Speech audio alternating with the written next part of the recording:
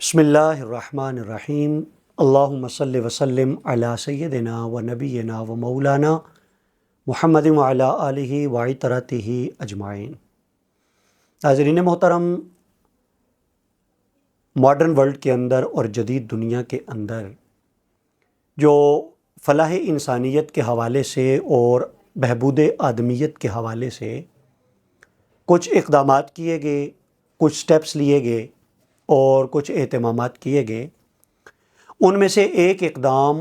Old age homes کے بنانے کا بھی ہے۔ اولڈ ایج ہوم کا مطلب یہ ہے کہ وہ بوڑھے جو بے سہارا ہیں، جنہیں سنبھالنے والا کوئی نہیں، جن کی دیکھ بھال کرنے والا کوئی نہیں، جن کی کیئر کرنے والا کوئی نہیں، یا آپ یوں سمجھ لیجئے کہ جنہیں ان کے پیاروں نے چھوڑ دیا ہے، جن سے ان کے گھر والوں نے اظہار لا تعلقی کر دیا ہے۔ ہم بالکل عوامی زبان میں بات کریں تو ہم یہ کہہ سکتے ہیں کہ وہ بوڑھے بزرگ جنہیں ان کے گھر والوں نے گھر سے نکال دیا ہے۔ تو بہت سارے ممالک میں ہم دیکھتے ہیں کہ حکومتیں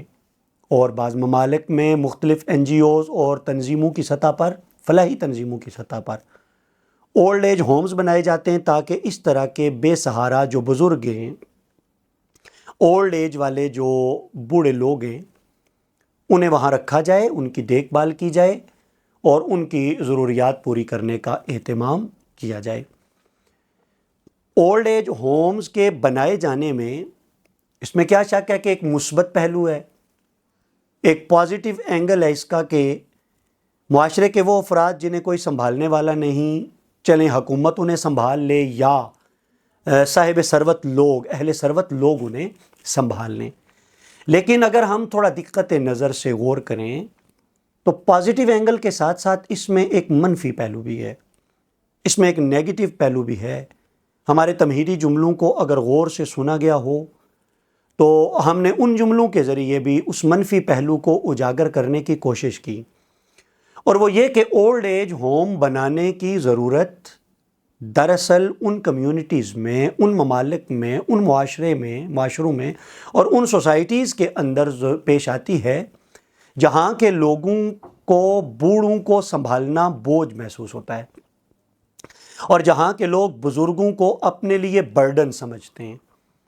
اور جہاں کے لوگوں کی اخلاقی تربیت اس منہج پر نہیں کی گئی ہوتی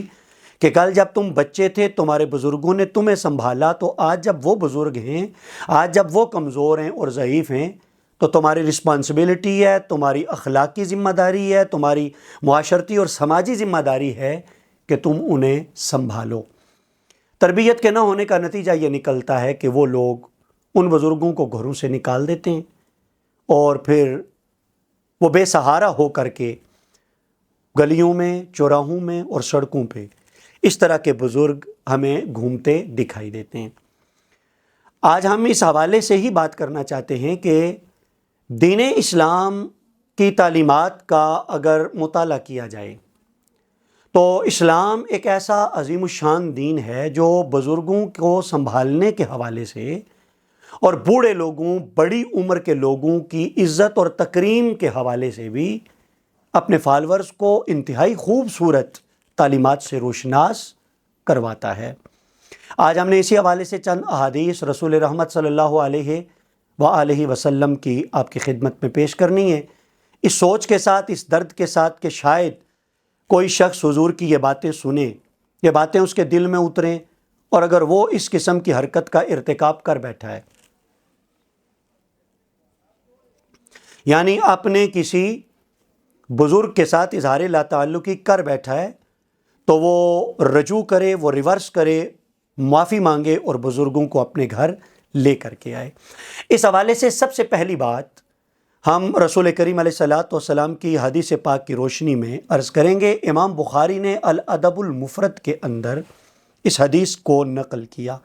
آپ نے باقاعدہ ایک باب باندھا، اس باب کا جو ٹائٹل ہے، جو اس کا عنوان ہے، وہی ہے باب و اجلال الکبیر، بڑی عمر کے لوگوں کی عزت اور تکریم کرنا۔ اس میں جو حدیث پاک، پہلی حدیث کا جو پہلا جملہ ہے، وہ حضرت ابو موسیٰ اشعری سے روایت کرتے ہیں۔ وہ جملہ یہ ہے کہ آقا علیہ الصلوۃ والسلام نے ارشاد فرمایا، ان من اجلال اللہ، اکرام ذی الشیبۃ المسلم۔ آقا علیہ الصلوۃ والسلام نے ارشاد فرمایا کہ کسی مسلمان بوڑھے کی عزت اور تکریم کرنا، یہ دراصل اس بوڑھے کی تکریم نہیں، یہ بذات خود اللہ رب العزت کی عزت ہے، اللہ رب العزت کی تکریم ہے، اور خالق ارض و سما کی تقدیس کا ایک انداز ہے۔ گویا آپ اندازہ کر سکتے ہیں اس بات کی اہمیت کا کہ ایک عام شخص، کسی عام آدمی کا باپ، کسی عام آدمی کا دادا، کسی عام آدمی کا چچا، کسی عام آدمی کا ماموں، نانا جو بوڑھا ہو گیا، آپ اس کی عزت کرتے ہیں، یہ آپ کے رشتے کا تقاضا بھی ہے، یہ آپ کے ریلیشن شپ کا تقاضا بھی ہے، لیکن یہ اس قدر اخلاقی حسن رکھنے والی خوبی ہے کہ اللہ رب العزت کے پیارے حبیب نے اسے خالق ارض و سما کی تکریم قرار دیا اور فرمایا کہ جو بوڑھے کی عزت کرتا ہے گویا وہ اللہ رب العزت کی عزت اور تکریم کرتا ہے۔ یہاں بالکل اس کے ساتھ متصل ایک اور حدیث پاک ہم ترمذی کے حوالے سے عرض کریں گے۔ یہ جو حدیث الادب المفرد کی تھی، اس میں یہ کہ بوڑھے کی عزت اللہ کی عزت ہے۔ ترمذی شریف کی حدیث میں آقا علیہ الصلوۃ والسلام نے ارشاد فرمایا کہ ان من جلالی توقیر المشائخ من امتی، کہ میری امت کے بوڑھوں کی عزت کرنا مجھ محمد کی عزت کرنا ہے، ان کا احترام کرنا میرا احترام کرنا ہے، ان کی توقیر بجا لانا یہ میری توقیر بجا لانا ہے۔ اس کو ہم یوں بھی سمجھ سکتے ہیں، ایک طرف قرآن مجید فرقان حمید نے رسول کریم علیہ الصلوۃ والسلام کی دنیا میں جلوہ گری کی جو مقاصد بیان کیے، اس میں یہ بھی ہے کہ لِتُعَزِّرُوهُ وَتُوَقِّرُوهُ، تاکہ تم رسول رحمت صلی اللہ علیہ وآلہ وسلم کی تعظیم کرو، توقیر کرو۔ گویا یہ ایمان کا لازمی تقاضا۔ اب حضور کی توقیر کیسے کی جائے، آقا علیہ الصلوۃ والسلام کی تعظیم کیسے کی جائے، اس کی ایک صورت رسول اللہ صلی اللہ علیہ وآلہ وسلم نے یہاں بیان فرمائی کہ جو میری امت کے بوڑھوں کی تکریم کرتا ہے گویا وہ مجھ محمد صلی اللہ علیہ وآلہ وسلم کی تکریم کرتا ہے۔ آقا حضور رسالت مآب علیہ تحیت و ثنا کی ان تعلیمات اور ان احادیث کا سلسلہ اگر ہم آگے بڑھائیں تو یہاں ہم ایک اور حدیث کوٹ کرنا چاہیں گے، لیکن اس سے پہلے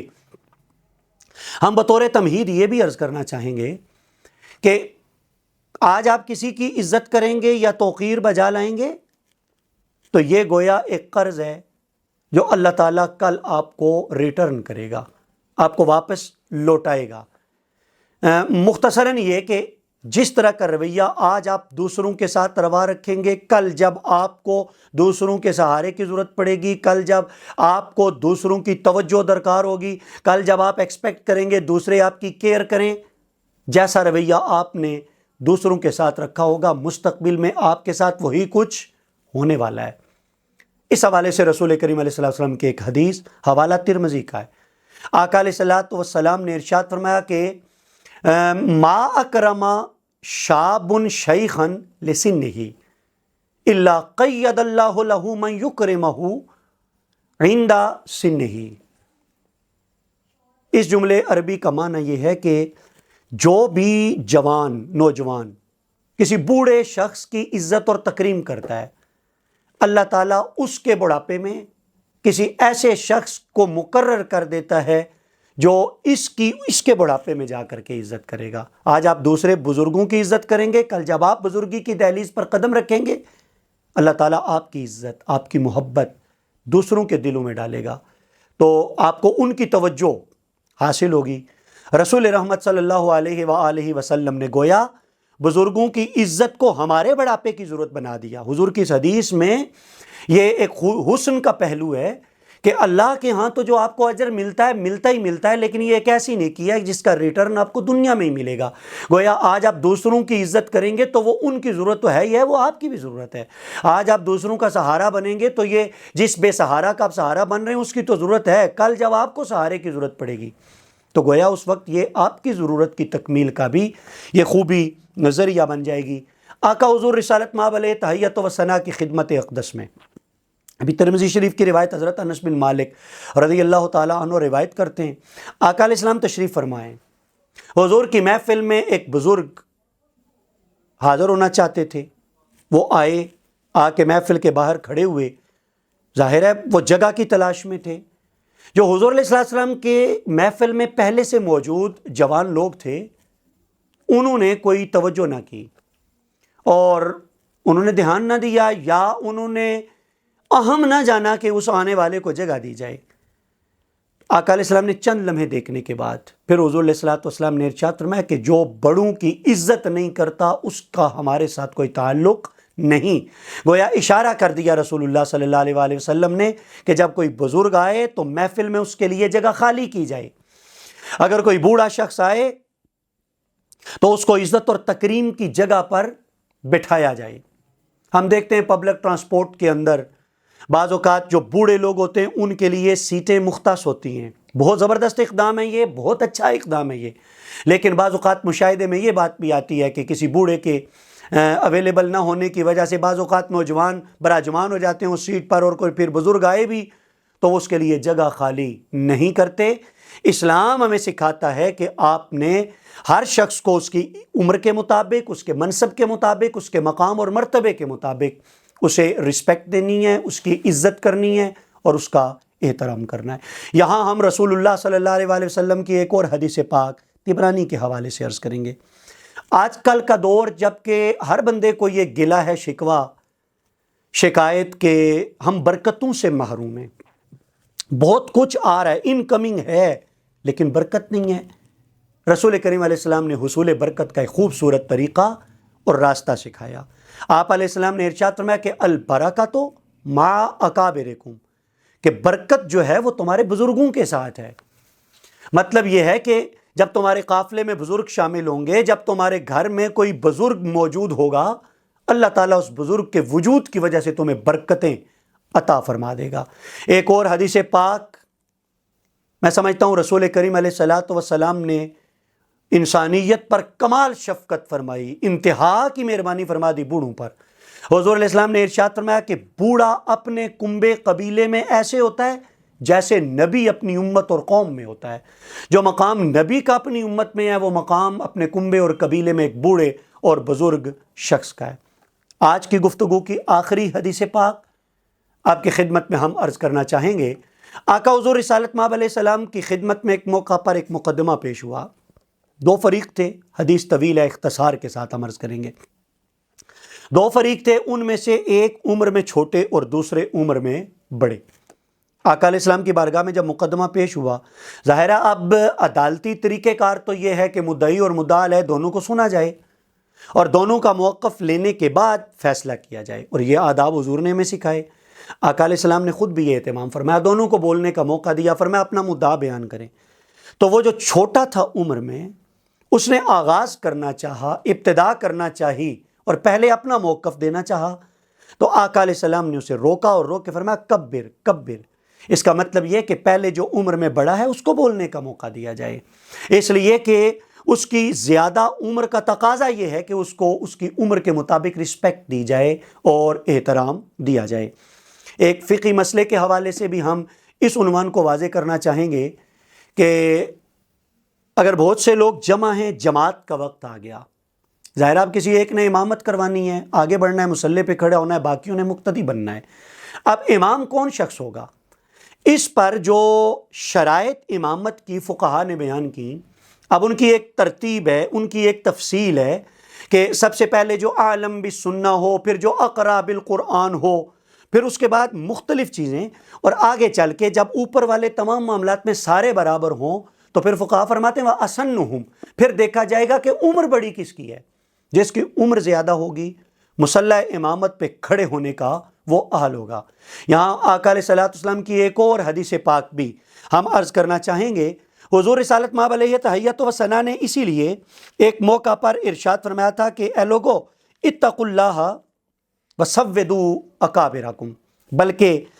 بعض کا خیال یہ ہے کہ یہ حدیث نہیں، یہ رسول اللہ صلی اللہ علیہ وآلہ وسلم کے ایک صحابی کی وصیت ہے۔